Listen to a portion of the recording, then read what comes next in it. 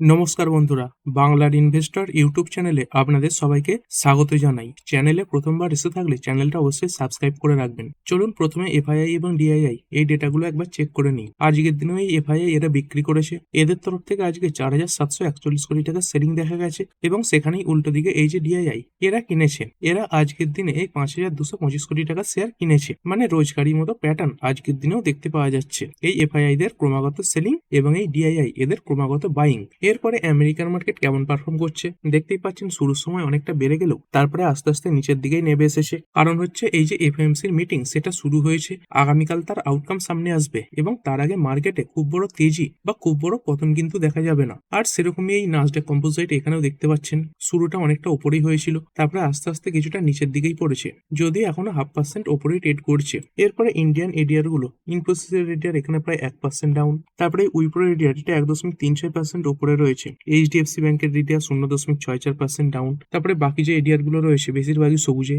ICICI ব্যাংকের ADR 0.31% up, doctor Reddy lab প্রায় 1.5% উপরে রয়েছে এবং এই যাত্রা অনলাইন এখানে প্রায় 3%-এর কাছাকাছি তেজি এই মুহূর্তে দেখতে পাওয়া যাচ্ছে। আর যদি এই গিভ নিফটির কথা বলি, এই গিভ নিফটি থেকে সেরকম বড় কোনো ভালো সংকেত আসছে না, তবে এটাই ভালো ব্যাপার যে এই গিভ নিফটি এটা লাল নিশানে যায়নি, দেখতে পাচ্ছেন কিছুটা হলেও সবুজে বর্তমানে কিন্তু রয়েছে। এরপরে এই উইন্ড সেক্টর এই নিয়ে কিছু খবর আসছে। যদি ডোনাল্ড ট্রাম্পের কথা বলি, ইনি প্রথম থেকেই এই যে রিনিউয়েবল এনার্জি তার বিরোধী, অর্থাৎ তিনি শুধুমাত্র এই যে কয়লা রয়েছে, পেট্রোল, ডিজেল, এই যে জ্বালানিগুলো এগুলোর উপরেই মূলত ভরসা করেন। এবং এর আগে তিনি একবার এই কথাও বলেছিলেন যে we will drill baby drill, মানে তিনি বারবার বলছিলেন এই যে ক্রুড অয়েল সেটা খনন করা হোক, মানে বেশি বেশি ক্রুড অয়েলের মাধ্যমেই এই যে বিদ্যুৎ সেগুলো তৈরি করা হোক। এবং সেই ব্যাপারে আজকে কিছু নিউজ সামনে এসেছে। এইখানে দেখতে পাচ্ছেন Trump official weigh new 1 billion deal to stop offshore wind farms, মানে কিছু উইন্ড ফার্ম আমেরিকা রয়েছে সেগুলোকে বন্ধ করার জন্য 1 বিলিয়নের একটা ডিল এই ডোনাল্ড ট্রাম্পের যে সরকার তারা নিয়ে আসতে চলেছে।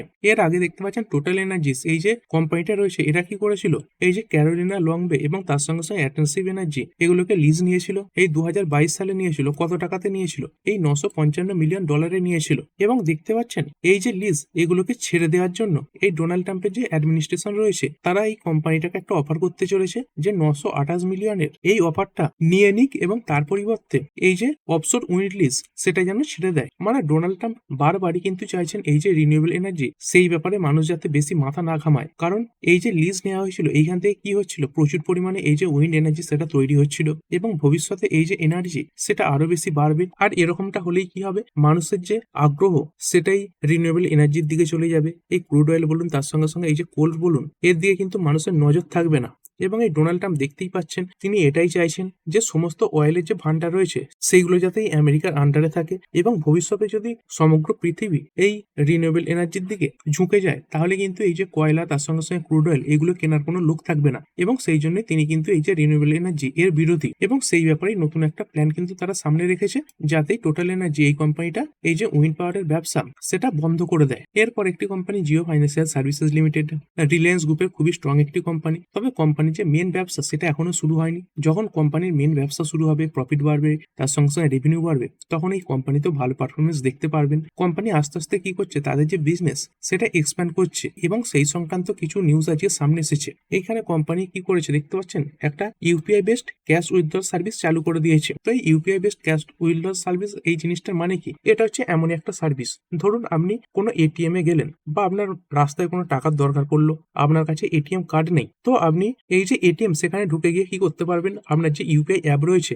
সেখান থেকে স্ক্যানের মাধ্যমে এই যে এটিএম রয়েছে সেখান থেকে টাকা তুলতে পারবেন। তো এই জিও পেমেন্ট ব্যাংক তারা এই যে সিস্টেম সেটা কিন্তু চালু করেছে। আর ইতিমধ্যে অনেক ব্যাংক এই যে পরিষেবা সেটা চালু করে দিয়েছে এবং এই জিও পেমেন্ট ব্যাংক তারাও এই যে সার্ভিস এটাকে নিজেদের অন্তর্ভুক্ত করলো। তো এর ফলে কি হবে দেখতে পাচ্ছেন, eliminating the need for debit card for access the traditional ATM infrastructure. মানে এর ফলে এই যে ডেবিট কার্ড তার যে ব্যবহার সেটা কিন্তু অনেকটাই কমবে। আপনার কাছে ডেবিট কার্ড না থাকলেও এই যে সিস্টেম সেটার মাধ্যমে তুলতে পারবেন। আপনি এখনো যদি চান বিভিন্ন যে অ্যাডভান্স এটিএম গুলো রয়েছে সেখানে গিয়ে এই স্ক্যানের মাধ্যমে কিন্তু টাকা তুলে নিতে পারবেন। তারপরে কোম্পানি ভারত ইলেকট্রনিক্স লিমিটেড প্রায় 2.5% উপরে তেজি দেখা গেছে। এইখানে কোম্পানি দেখতে পাচ্ছেন একটা অ্যাডিশনাল অর্ডার পেয়েছে কত টাকার, প্রায় 1011 কোটি টাকার অর্ডার এই কোম্পানি পেয়েছে। কোথা থেকে অর্ডার পেয়েছে দেখতে পাচ্ছেন, ডিফেন্স রিলেটেড কিছু অর্ডার পেয়েছে, যেমন এই কমিউনিকেশন ইকুইপমেন্ট, তার সঙ্গে সঙ্গে রেডার ওয়ার্নিং সিস্টেম, তারপরে fire control system, advance technology solution যেমন এই হাই এনার্জি লেজার্স, তার সঙ্গে সঙ্গে এই যে ডিফেন্স ইলেকট্রনিক সেক্টর, এইসব কিছুর জন্যই এই অর্ডার কোম্পানিটা পেয়েছে। এরপরে যদি এই এলপিজির কথা বলি,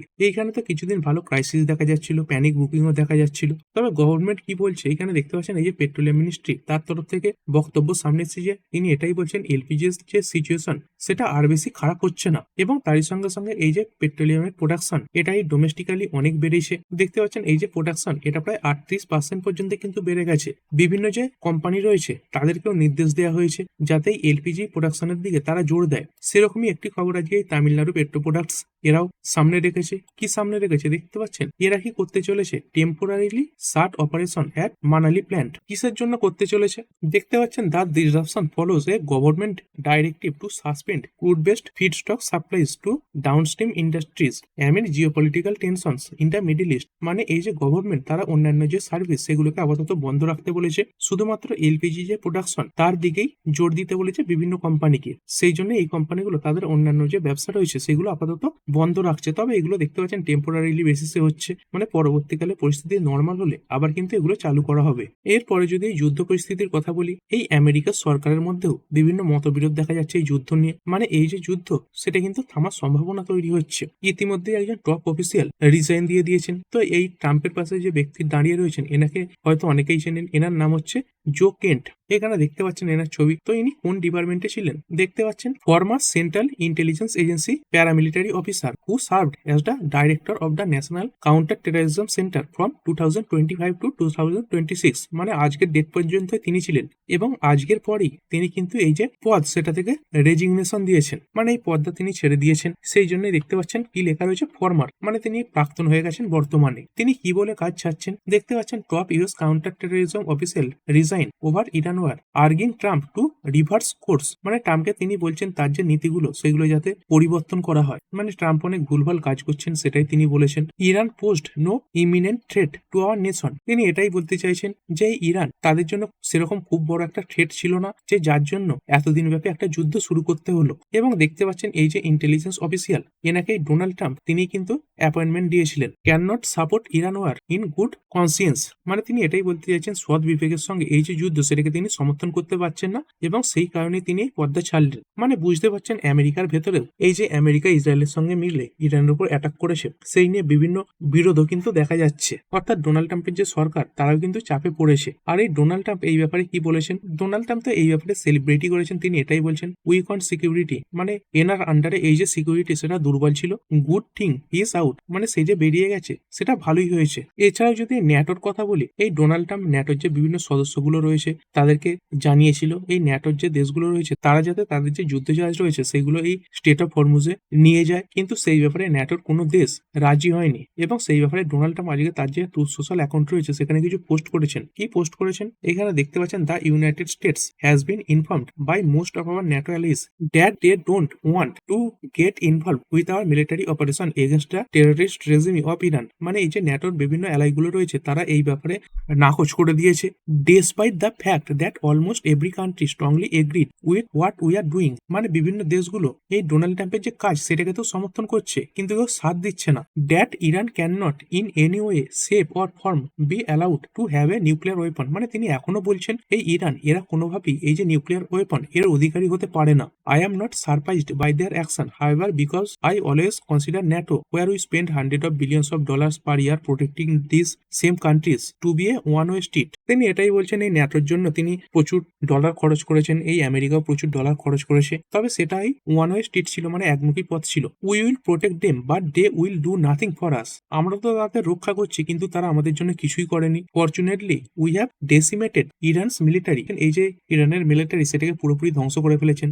দেয়ার navy is gone, their air force is gone, their anti aircraft and radar is gone and perhaps. তার সঙ্গে সঙ্গে এটাও বলেছেন their leaders at virtually every level are gone. মানে বিভিন্ন লেভেলের যে নেতা সেগুলোকেও তিনি শেষ করেছেন। Never to threaten US our Middle Eastern allies of the world. মানে ইরান আর কোনোভাবেই এই আমেরিকা তার সঙ্গে সঙ্গে মিডিল ইস্টের যে অ্যালাইগুলো রয়েছে এবং পৃথিবী তার জন্য কোনো হুমকি হিসেবে দাঁড়াবে না। Because of the fact that we have had such a military success. মানে যেহেতু তিনি এই ন্যাটোকে বাদ দিয়ে এই মিলিটারি সাকসেস পেয়েছেন, we no longer need or desire the NATO countries assistance. মানে আর এই যে ন্যাটোর দেশগুলো রয়েছে তাদের সাহায্যের এই আমেরিকার প্রয়োজন নেই। এবং সেই একই কথা তিনি প্রযোজ্য বলেছেন এই জাপান, অস্ট্রেলিয়া এবং সাউথ কোরিয়ার জন্য। এবং শেষে তিনি এটাই বলতে চেয়েছেন বারবার যে we do not need the help of anyone, মানে কারোর সাহায্যের এই আমেরিকার প্রয়োজন নেই। অর্থাৎ বুঝতে পারছেন তিনি তার দিক থেকে এই ন্যাটো কান্ট্রিগুলোর যে সমর্থন পাননি সেই ব্যাপারে হতাশা প্রকাশ করেছেন। আর এরপরে কিছু নিউজ কভার করা যাক স্টকের ব্যাপারে, যেমন এই সেইকাল ইন্ডিয়া লিমিটেড, এইখানে কোম্পানি বড় অর্ডার পেয়েছে, এই 207 কোটি টাকার একটি অর্ডার পেয়েছে। এই L1 বিডার হিসাবে এই কোম্পানিটা অর্ডার পেয়েছে। তারপরে এই হেক্সাওয়ার টেকনোলজিস লিমিটেড, এইখানে কোম্পানি কি করেছে দেখতে পাচ্ছেন, এই যে এআই এজেন্ট প্ল্যাটফর্ম সেটা লঞ্চ করেছে, যেখানে 600-রও বেশি এই যে রেডি টু ডিপ্লয় এজেন্টস সেগুলোর ব্যবহারের সুবিধা পাওয়া যাবে। তারপরে কোম্পানি ইরফান ইন্টারন্যাশনাল লিমিটেড, এইখানে এই কোম্পানিটা কিছু ভ্যাট ডিমান্ডের আগে নোটিশ পেয়েছিল এবং এই ব্যাপারে এই কোম্পানি আরো উচ্চ যে আদালত রয়েছে এই যে সুপ্রিম কোর্ট, সেখানে অ্যাপিল করেছিল।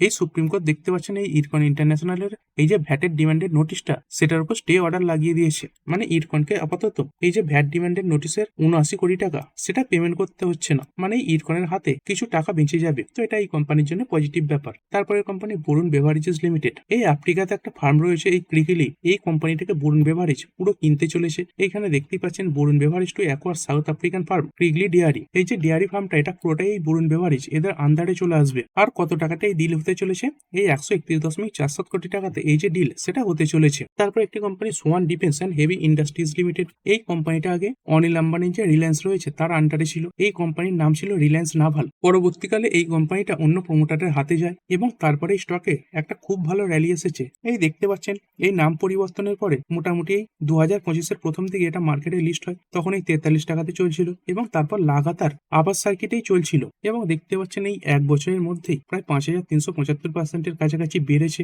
এবং যদি কোম্পানির শেয়ার হোল্ডিং প্যাটার্ন দেখেন, এখানে প্রমোটারের কাছে কত পার্সেন্ট স্টেক রয়েছে, এই 94% স্টেক রয়েছে। মানে কি করতে হবে, কোম্পানিটাকে এই যে 75%-এর শেয়ার হোল্ডিং প্যাটার্ন এই নিয়মের আওতায় নিজেদেরকে আনতে হবে এবং সেই কারণের জন্য এই কোম্পানিটা এই যে ওএফএস সেটা আনতে চলেছে, যেখানে কোম্পানিটা তাদের প্রায় 5% স্টেক বিক্রি করবে এবং সংখ্যার হিসেবে দেখতে পাচ্ছেন প্রায় 26 লাখ শেয়ার বিক্রি করতে হবে। এই উইন্ডো কতদিন খোলা থাকবে, এই মার্চের 18 থেকে মার্চের 24 তারিখ পর্যন্ত খোলা থাকবে। এবং সব থেকে গুরুত্বপূর্ণ যে ব্যাপার সেটা হচ্ছে কি, সেটা হচ্ছে কত ফ্লোর প্রাইসে এই ডিলটা হতে চলেছে। এইখানে দেখতে পাচ্ছেন এই যে কোম্পানিটা এটা এই 2390 এ বন্ধ হয়েছে, মানে মোটামুটি 2400 ধরুন। আর যেটুকু রিপোর্টের মাধ্যমে সামনে আসছে এই যে ওএফএস এটা আনা হচ্ছে 1900 টাকার প্রাইসের, মানে মোটামুটি বুঝতে পারছেন আজকের ক্লোজিং প্রাইস থেকে প্রায় 500 টাকা ডিসকাউন্টে এই যে ওএফএস সেটা আনার কথা বলা হচ্ছে এবং এই খবরে আগামীকাল এই স্টকে একটা বড় প্রেসার আসতে পারে। তারপরে company RMC switch gas limited, এইখানে কোম্পানিটা খুলে নিয়েছি, দেখতে পাচ্ছেন আজকের দিনে তো প্রায় 6%-এর কাছাকাছি বেড়েছে।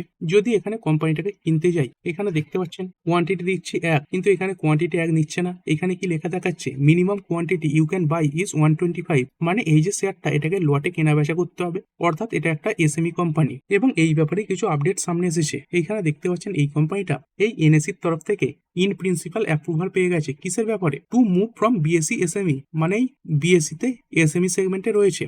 তো এইখান থেকেই মেন বোর্ড এইখানে যাওয়ার জন্য এই কোম্পানিটা অ্যাপ্রুভাল পেয়েছে, অর্থাৎ এটা যখন অ্যাকচুয়ালি লাগু হয়ে যাবে তখন কিন্তু আপনি এই কোম্পানির একটা করে শেয়ারও কেনা বেচা করতে পারবেন, মানে এতে যে লিকুইডিটি সেটাও অনেকটা বাড়বে। তারপরে একটি কোম্পানি মাফাদালাল ইন্ডাস্ট্রিজ লিমিটেড, এইখানে এই কোম্পানিটা 500খানা রোবোটিক ল্যাব তৈরি করার জন্য একটি অর্ডার পেয়েছে। কোথায় তৈরি করবে, এই উড়িষ্যা স্কুলে তৈরি করবে। আর এই অর্ডারের ভ্যালু কত, এই 114 কোটি টাকার অর্ডার এই কোম্পানি জিতেছে। তারপরের কোম্পানি শ্রী সিমেন্ট, এই যে সিমেন্ট এটা তৈরি করতে গেলে একটা কাঁচামাল হিসাবে কি কাজে লাগে, এই যে লাইমস্টোন এটার ব্যবহার হয়। এবং দেখতে পাচ্ছেন এই যে শ্রী সিমেন্ট এরাই অন্ধ্রপ্রদেশের একটা 373 হেক্টর লাইমস্টোন ব্লকের জন্য প্রেফার্ড বিডার হিসাবে ঘোষিত হয়েছে। অর্থাৎ এই যে লাইমস্টোন ব্লক এখান থেকে শ্রী সিমেন্ট এই কোম্পানিটা এই যে লাইমস্টোন সেটা তুলতে পারবে, যেটা এই কোম্পানির জন্য পজিটিভ ব্যাপার। তারপরের কোম্পানি উইপ্রো লিমিটেড, এইখানে এই কোম্পানিটা এই যে হার্নেস এই কোম্পানির সঙ্গে পার্টনারশিপ করেছে কিসের ব্যাপারে, to advance AI led software delivery for enterprises. তো এই এআই লেড সফটওয়্যার ডেলিভারি করার জন্যই এই যে পার্টনারশিপ সেটা করা হয়েছে এবং দেখতে পাচ্ছেন এই কোম্পানিগুলো আস্তে আস্তে এই যে এআই সেগমেন্ট সেখানে নিজেদেরকে মজবুত করছে।